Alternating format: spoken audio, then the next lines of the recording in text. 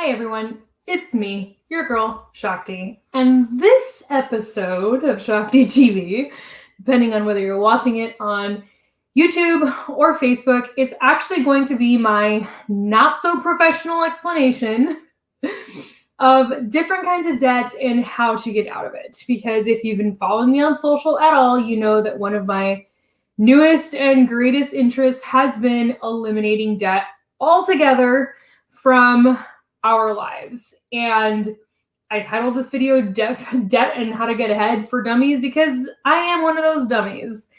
I do not understand financial jargon to save my life. And when I look at a budget, I just feel like I'm reading a foreign language. It doesn't make any sense to my brain. But recently, I'm completing a course that is helping me sort of slow down and process this information. And after I made a post today on Facebook about this being one of the primary goals of mine and why, and I gave the example of something that happened to me with a credit card company, I got a lot of questions. A lot of you guys not only commented, but messaged me privately to find out what I'm doing and how it's working for me. So I realized there is a need for this kind of information because there's other people like me who don't understand this system, why it's rigged, the different ways that it's rigged, and what to do about it. So I decided to put together a really quick presentation on this from my perspective. Again, I'm not a professional financial advisor or planner. This is what I am learning and how it's making sense to my brain. And I figured if it's making sense to my brain, then the language that I'm going to use is probably going to make sense to someone else. So that's why I decided to do this. So I'm going to give a few seconds for people to hop on, say hello as you're coming on. I'm going to drink my superfood shake, which I haven't had yet. Always gives me a boost. So I'm going to do that while I wait for you guys.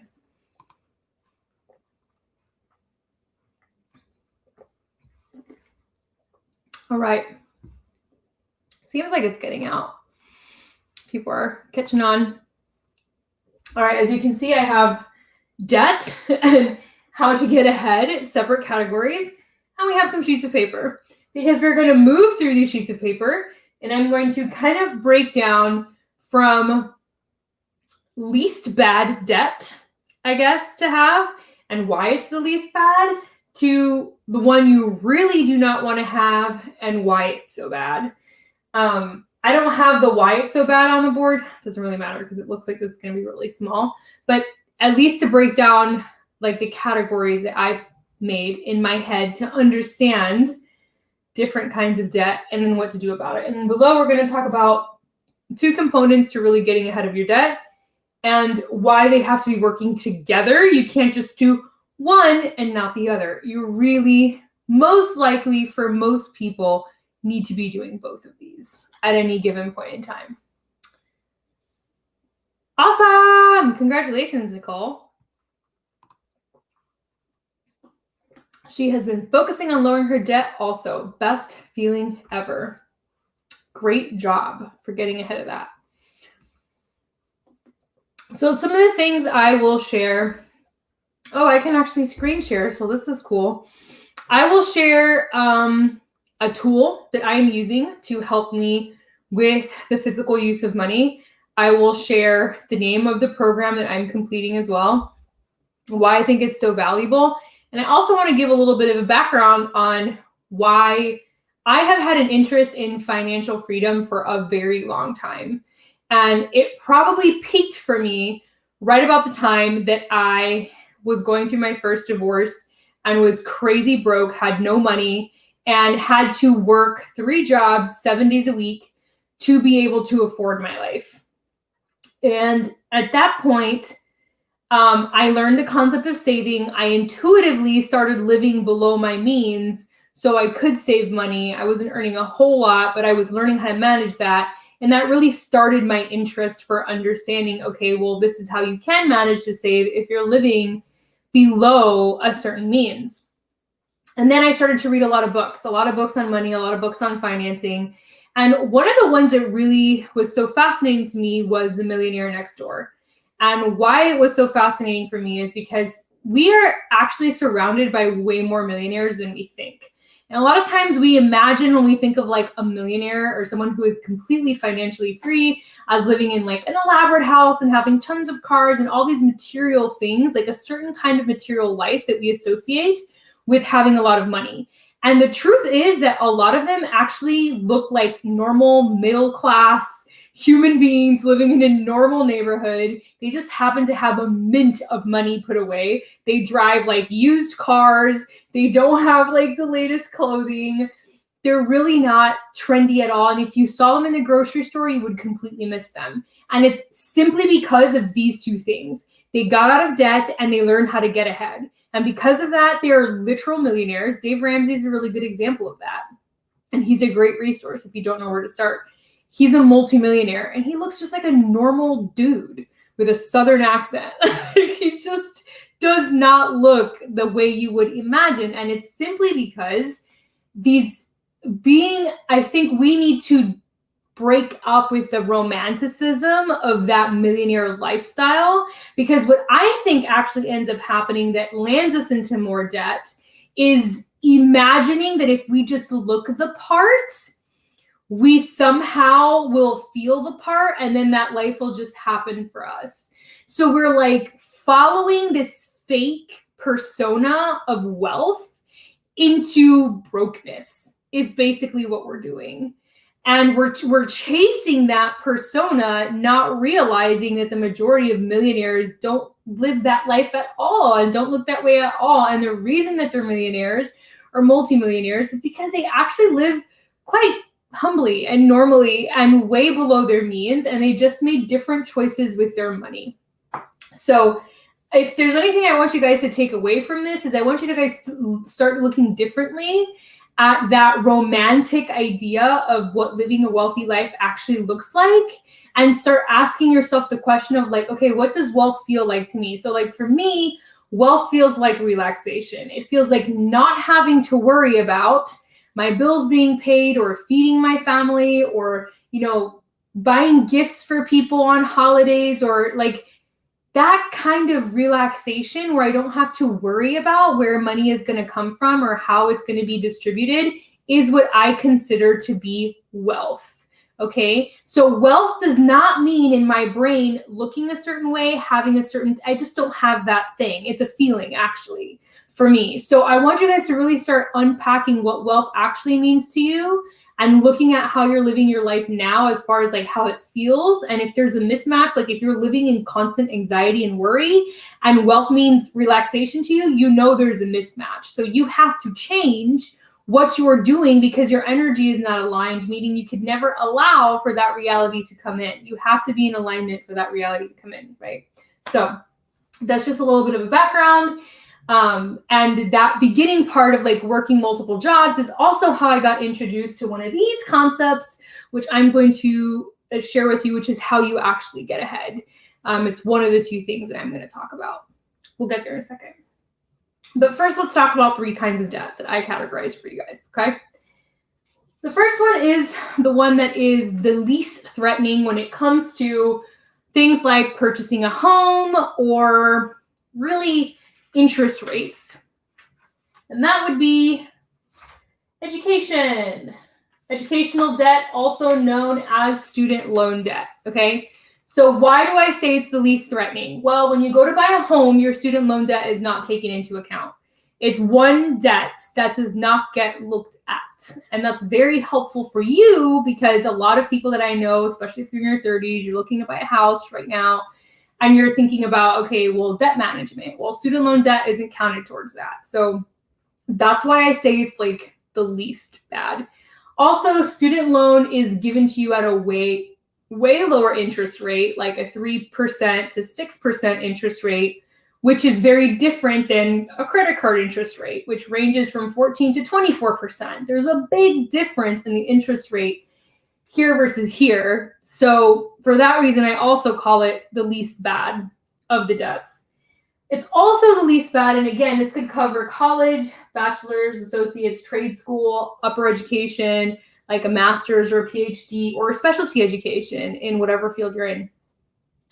I also consider it least bad only if the amount of money you're going to make post-graduation will actually leverage you out of debt faster, okay? Now, if it's not going to, and unfortunately the reality is right now that school debt is like a horrible idea to get into. College degrees get you literally nothing these days. They really don't. So unless you have a very specific career that you want to pursue, like you know for a fact you want to be a nurse, or you know for a fact you want to be a doctor, or some shit like that, it is not worth going to college to just hang out for a few years and figure out what you want to do with your life. You're much better off getting a trade certificate, making a mint of money. I was making as a massage therapist more money than people who had master's degrees that I went to school with. I'm not even kidding, unless a trade certificate, okay? So just keep that in mind, that there's lots of ways. If you really want to pay for your education, save up for it, work, save, figure out what you want to study, and then go to school. But this is typically the least bad of the ones if you know why you're going, okay? If you don't know why you're going, don't do this. You're going to end up in a very bad situation, like most of us who did this, okay? So I don't see any questions on that, so I'm going to assume we all picked it up. And if you're from another country and you're like, student loan debt, I was like, yeah, in the United States of America, education is so expensive that you can only go if the government pays for you to go, but then you also have to pay the government back for the rest of your life. Pretty much is how the agreement goes. The next one is the least bad one because it's similar to the educational one in what it can give you back and how quickly. And that's business debt. Most businesses are in debt for at least the first 5 years that they're open. Standard. They don't really start turning a profit until after that. Do some businesses do it faster? Yes. Depends on the industry that you're in and depends on the type of business that you're in. This is just a list of the things that business owners pay for. And as someone who has had both a brick and mortar business, meaning a location with a building that I paid rent for, as well as an online business, those are very, very different, right? So coaches, consultants, anybody who can work from home through the internet has a way less overhead than those that can't. Like when I was a massage therapist and I had a private practice, okay? Very, very different businesses. But some of the business expenses include taxes, marketing, insurance, business services, rent, utilities, supplies, client management systems, employees if you have them, assistants, training, certifications, licenses. There's a lot that goes into a business. And more likely than not, people don't have the money when they go to start their business. So a lot of times they have to take out a line of credit in order to even open up, okay? So for brick and mortar businesses, it can be anywhere between $10,000 to $100,000 just to open a business, a franchise, anything like that. That's an establishment. If you're running an online business, a lot lower. You might pay for some hosting things. You might pay for, a little bit of overhead to get started in your business. Like if you're in direct marketing, like which is one of my jobs, then you pay a little bit to get started, like minimally. So there are some expenses always with business, but more likely than not, if you're starting a business, this might be part of what's going to be on your debt list. Because again, certifications, which counts as education for business, trainings, licenses, can be a lot. I also say this is least bad because, again, the potential for return is high. And typically, if you take out a business credit card, which if you start a business, it's always a good idea to incorporate if you're serious about your business. So in some cases, you can run it as a sole proprietor. I don't recommend that. This is me speaking as an entrepreneur since I was in my early 20s. I recommend incorporating and being an LLC. If possible, all that does is separate you from your business. So if anything happens and someone wants to sue you or come after you, they can only come after the assets of your business. They cannot come after your personal assets, meaning your home, your car. You don't want to be in that situation. So always separate your business. And part of separating your business is having a separate bank account for your business and a separate credit card for business transactions. It makes sense to have a line of credit if you're opening a business and you're expecting to have a return within those first 5 years, and you can manage this debt wisely. Also makes sense to have a credit card for your business if you travel for your business, go to conferences and trainings, meet clients out, And you can accrue points like for airfare or for hotel stays so that that's not an extra expense you have to have. In that case, that makes sense, right? Okay, so franchise, Kobe is giving an example using edible arrangements as an example. In order for you to get accepted to your own franchise, you have to give $1 million in assets, okay? Yeah. In order to start as a Beachbody coach, you pay $160 and get workouts and some supplements and you're good to go. Do you see why I prefer the online world? That is crazy. That is crazy, okay? But you're not wrong. I mean, to order my massage office cost me the same thing as childcare for a 2-year-old weekly. It was crazy. Between childcare and my massage practice, I was paying nearly $3,000 a month just in those two expenses. It was insane. It was insane. But that's owning a business. So when you go into a business, you have to have the mindset that you're going to be in debt for a while. It's most likely going to be true. Is the goal for you to be a debt-free business? 100%. But right out of the gate, that's not going to be a reality.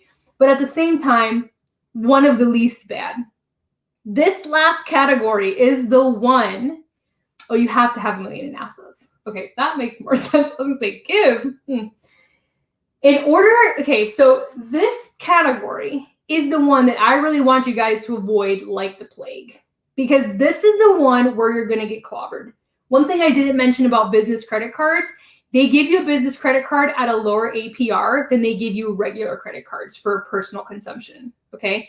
APR is that number, that percentage I mentioned earlier, 14% to 24%, that they charge you, that credit card company is charging you a convenience fee so that you can manage payments. That's what an APR is, okay? Student loans, the government gives you an APR of 3 to 6%. That's low of management fee, okay? Still hard to get ahead of, but low. Business, similarly low. Higher than this, but lower than this, okay? This one is the worst. And this is straight up consumer debt, okay? And I separated consumer debt into 3 categories, and I'm going to talk about why. The first one is projects, okay? Projects, what is that? The AC repair that we had to do in our house that cost us $15,000. Heard that right, $15,000. Projects, remodeling a kitchen, remodeling a patio, fixing a roof, okay? Project loans are different in the sense that typically when they finance them for you, they finance them at a fixed rate, which means your interest rate is already calculated into the payments. So month to month, it's the same number that you're going to be paying. And if you pay it under whatever the agreement is, 5 years, 8 years, 10 years, then there's no penalty, okay? Will you end up paying more for that same project if you finance it than you pay it cash? Yes, you will, because that's how they make their money. That's how these companies make money. They don't make money on the payment for the project. They make it on the payment of the financing, okay?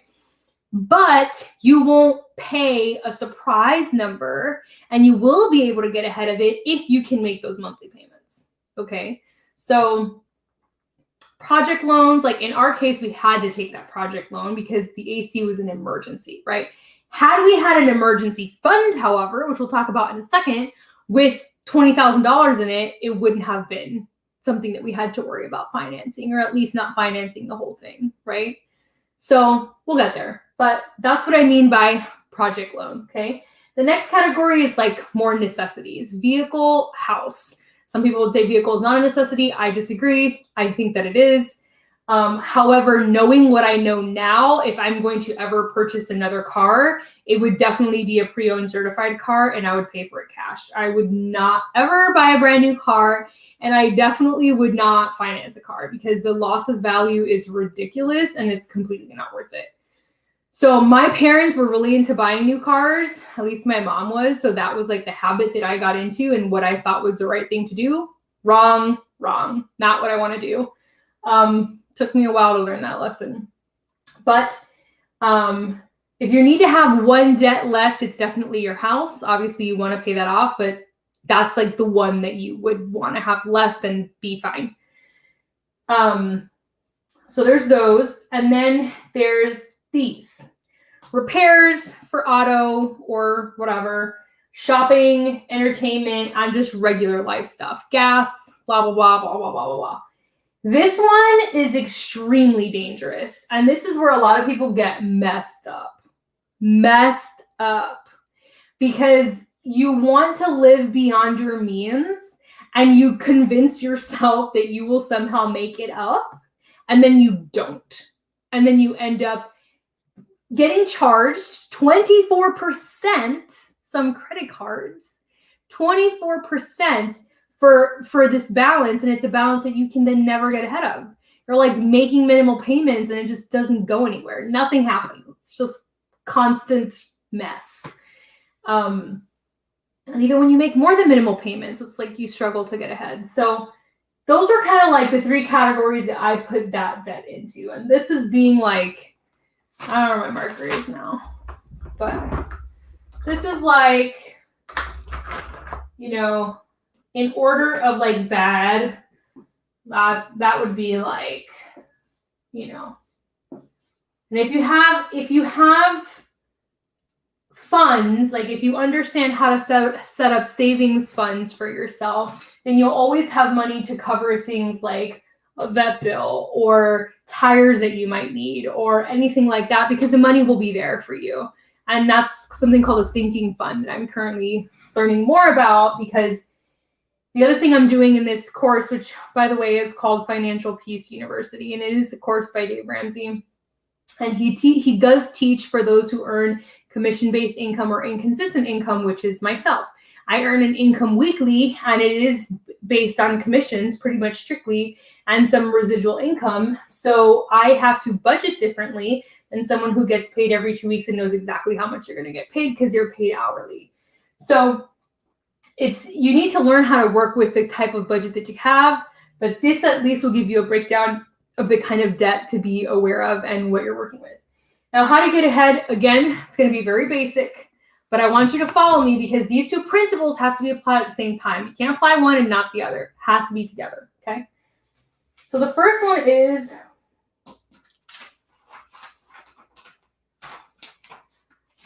better stewardship. I don't know if you can read that. Better stewardship. Being a steward of your life is really important concept. And I just want you guys to like vibe with the energy of that. Like, what does it mean to be a steward? What does it mean to be a good steward of your family, of your health, of your mind? It means to be a good keeper of those things. Someone who is a mature handler of their life. And when it comes to finances, I feel like a lot of us are still living in this like really immature place because we were never educated on how to handle money. And so we're just like constantly defaulting into these habits and behaviors that we either observed or just saw on TV and decided that was the way to do it, or we get, caught up in the way that we get sold to, which is constantly the romanticizing of consumerism is like super intense. And so we don't even think about what it means to be a better steward of our money and our finances. Some things that fall into that category are budgeting, learning how to budget in a way that works for you and your brain, mindfulness, really appreciating long-term gratification, and gratitude. Having gratitude is so important for what you currently have, even if it's not much. These are ways that you cultivate being a really good steward. Like something that happened to me today, I went to Walmart to get some grocery items. My son wanted to bake something, so I was like, okay, we'll go. And I wanted to look for some specific items to make this envelope system thing. And we went in, and as I was walking down, I was looking at the front entrance of the store, which is full of like holiday decor and beautiful like home decor things. And like, of course, like everybody is attracted to those things. And you're like, oh, I want to put that in my house. This candle smells so nice. Da, da, da, da, da. But I watched that experience of walking through there as someone who is committed to like a zero debt life. And I had such a different experience of being in that store and seeing that kind of the way that I was being sold to. it was almost like, it's like when you eat really clean for a while and your palate all of a sudden acclimates to a different flavor. And then you have something that's really sweet for the first time after you've been eating clean and you're like, oh my God, it's disgusting. I used to eat this, because your palate changed. It literally doesn't taste the same to you anymore. I had that experience today, and it was so interesting to look at stuff and be like, have this distance between me and stuff, right? And not like this like yearning for it, but just like an awareness of like, wow, they're super smart about pitching this way or organizing it this way, because it makes the person want to purchase, right? So anyways, a little takeaway I wanted to share about that. So better stewardship is definitely a number one, and taking responsibility for that and saying to yourself, I have a sticky note right in front of my computer. It says, I choose wealth over comfort. I am a solid, sovereign steward of my money. I earn and save more every week. And these are just things that I say to myself on a regular basis. I read them every day that I sit down so that I can teach my energy body to begin receiving being a sovereign steward of her wealth. Like, I am a sovereign steward. I am not indebted to anyone. I am sovereign. This is part of claiming your sovereignty, is not being indebted. So, stewardship. The second one, which I learned when I started working multiple jobs, was you have to increase your earning opportunity. In order for you to have true wealth, which I'm imagining is a goal for many of you, you have to have more than one income flowing into your life. Majority of people are already doing the best they can with the income that they have, and it's not sufficient. You can probably manage some of your budget on one income by eliminating things in your life, but you really can't create wealth on one income. That's not like a thing. Multiple streams of income is highly recommended. 3 minimum is what I have seen, observed, experienced myself. I myself am working on 4 currently. And I learned the value of multiple streams of income when one of my jobs early on as a massage therapist dried out. Another one, we had no patients. Another one, but then I always had the coffee shop, so I could pick up more shifts at my coffee shop and make up for the income that I was losing at the clinic when I didn't have, patients and I wasn't getting paid what I need to get paid. So I learned very early the value of having multiple streams of income and being able to balance out what I was missing, right? So for example, working my Beachbody business for the past 4 years, I was a massage therapist. I also had a private group coaching practice. I also had Beachbody. And then I was doing intuitive readings every once in a while, one-on-one coaching sessions and stuff like that. So I had like 4 streams flowing to me at any point in time. And that made sure that the income was always flowing in. And so then I gave my incomes a job. So like one income was like covering basic bills and things of that nature. And the other income was a savings income. And the other income was a debt repayment income. And so what that helped me do was it helped me handle my debt load faster, my savings account faster. And it helped me feel more like, okay, like no matter what happens in one direction, like I've got this. So if you're still doing the one income thing and you haven't expanded, time to expand. I'm telling you, this is important. And here are some ideas. There's transcription jobs and customer service jobs you can do from home, online, especially now, like a freaking ton. Data entry, is it super exciting? No, it's really fucking boring. And you're probably going to get paid like $10 an hour. But it's still money that you can make if you really want to make it. Direct marketing, network marketing, that's the route I went because I found a company I loved. I found a product I loved. And I was like, health and fitness, I can talk about this all day long. That's what I'm going to do. So I added that into what I was doing because it was something I loved. So if you have a specific passion, that works really well because you can probably find a really good company that caters to that passion and then work with them. eBay, sell shit. Sell it on Facebook Marketplace, sell it on the eBays. Go to thrift stores, find shit that you think is valuable and sell it online. I've seen people make a mint doing this, right? I don't fucking have the patience to do that. But if you have the patience to do that, you should be doing that.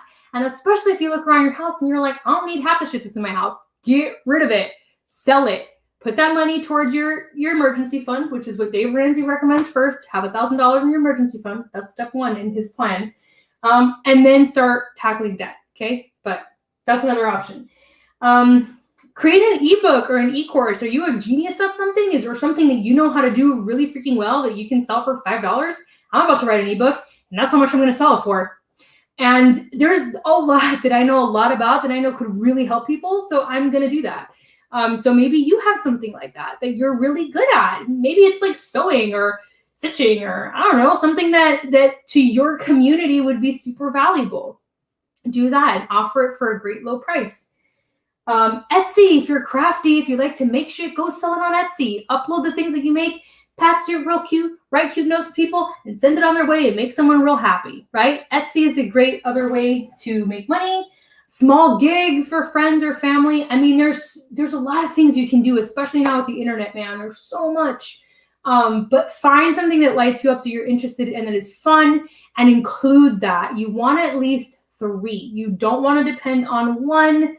Trust me, I know what I'm saying. I've been doing this since 2012, and it has saved me from being broke as a joke more than once. Because you can't depend on a job. There's no such thing as job dependability these days, especially right now. No such thing. So the more control you have over the finances that you're earning, the better. So yeah, better stewardship, increased earning opportunity. That's how you get ahead. Again, this is real basic. I'm not teaching like budgeting. I'm not teaching all that stuff, which is really technical. Maybe I will once I get a better handle on what works for my brain, and then I decide to teach that. But I just wanted you guys to look at this map so that if you have holes right now in either of these, you start filling them right away. I'm doing it together, not just doing one and not doing the other, but doing them together. Because let me tell you what, if you increase your earning opportunity, but you don't get a handle on your living expenses and you don't become a better steward, you are going to blow this money just like you blew your first paycheck and your first job's income. You have to become a better steward at the same time that you're increasing your income opportunity. This is a reason why you see people who technically should be millionaires, and I know you know them, they earn like $500,000 a year and they have no fucking money. They're broke. They're rich broke, really. And you're like, how is that possible? How do you have no money? You make enough money for a lot of people in this world. And it's because of that. They're not good stewards. They're not good stewards. And so they don't have any money. They don't have anything to show for it. They really don't. Don't be that person. You want the person that has both. Cool? All right. Hopefully this was informative. It was 30 minutes long. I did not want it to be this long. That's how long it went. I talk a lot. And if you have any questions at all, please ask. Again, I am completing the Financial Peace University program. I'm on week 3, which is budget week, and I'm slowing down because budgets aren't my strength. So I want to make sure I get this down. There is an app that they have called Every Dollar Zero-Based Budgeting. It's free to an extent. There has like an upgraded version, but I'm using the free version right now, and I'm liking it. Works for my brain. But I'm also doing it on paper, which Dave Ramsey recommends doing your first couple budgets on paper, and I'm doing that now. So that's one resource. Another thing, I don't know if I can pull it up or not, that I'm doing is, so if you're familiar with Dave Ramsey, he talks about the envelope system, which is basically there are certain things that you should be taking cash money out and having in an envelope and paying for. And his reasoning behind the whole money thing, or like having it in your hand, is the different relationship that you have to money when you're holding it and you're looking at it versus just swiping a card.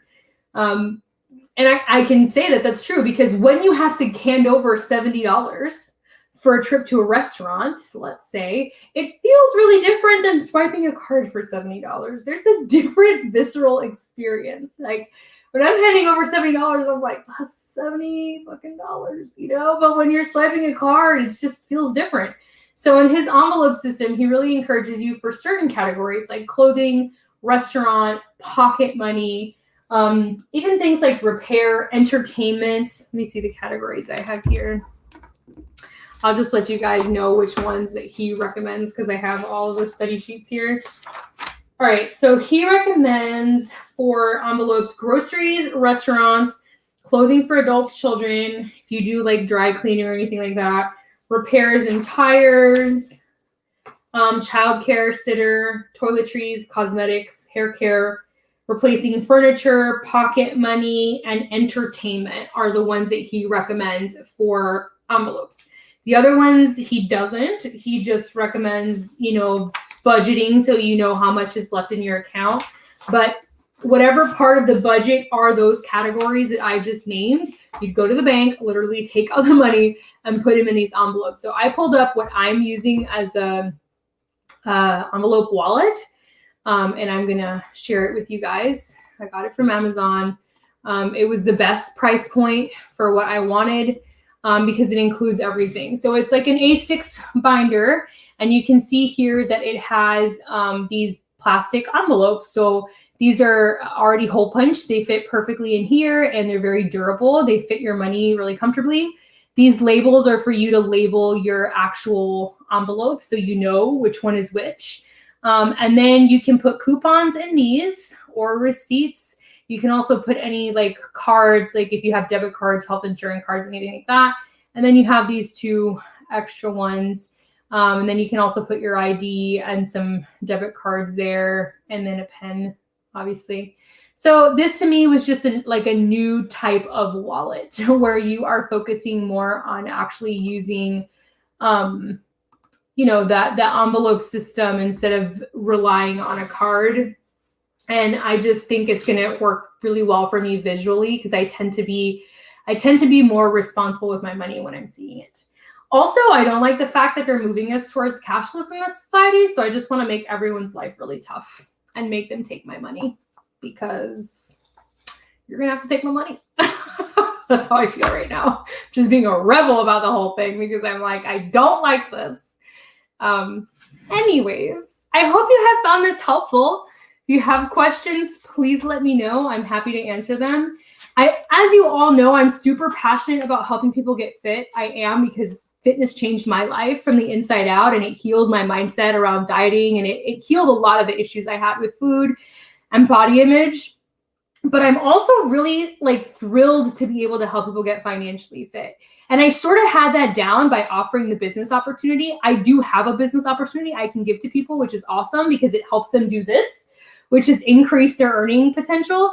But I wasn't doing this with them, and I want to do more of this. I want to do this for everybody I possibly can. I want to put both of these things in someone's hands and say, here, go be free. Do something that you love, bring in extra money, and be free. So I always love when coaches come in and they're like, well, I don't have a lot of time to work this business because I have a job. I need it as a side hustle. I'm like, perfect. Use your job to pay your bills. And with this business, pay your debt, grow your emergency fund, do all the other things that your paycheck right now isn't cutting so you can get ahead. That's the genius of this, right? I'm never like, yeah, just jump in and don't have a job. Like, hell no, it took me 4 years to quit a job to be able to do this. It's not overnight, y'all. But it's a great way to get ahead. So I love that I get to offer this now. It's like, ooh, yes. And I can't wait to finish this course and maybe teach on it a little bit, whatever my brain understood that's obviously different than his. So anyways, lots of exciting things happening in my brain, and I'm happy to help you guys get ahead as well. I do believe that more prosperous people in the world can change the world, and prosperous women in particular. I love the idea of women being wealthy and independent and being able to make decisions because it's born of them and not because they feel like they have to. I think that would change the world so greatly. So I love you guys. Happy weekend. I'll chat with you guys soon.